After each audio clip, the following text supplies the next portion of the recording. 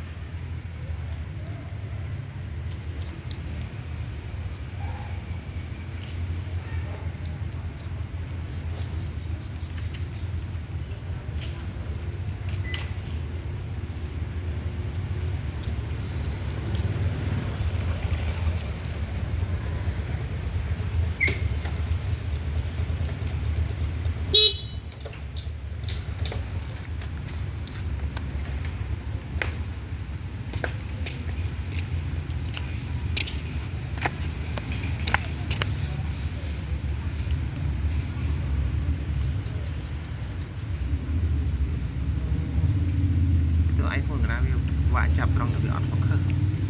về ăn khớp hơn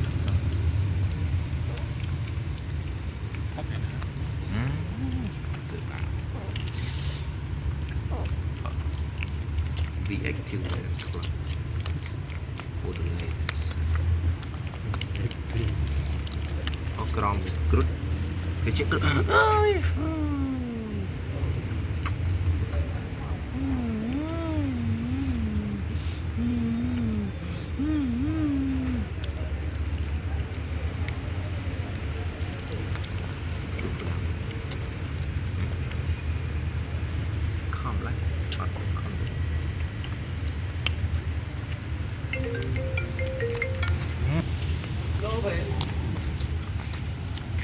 ủa chứ cắt tóc với nhầy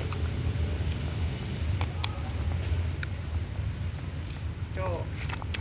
mẹ trong cái này bị đó tôi muốn có hỏi đầu này nên năm tàu có bạn có hỏi sầu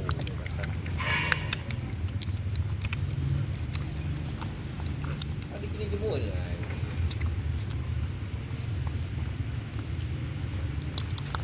đầu đấy mê rồi nó tiệt nó rồi tập print cái đi tập print còn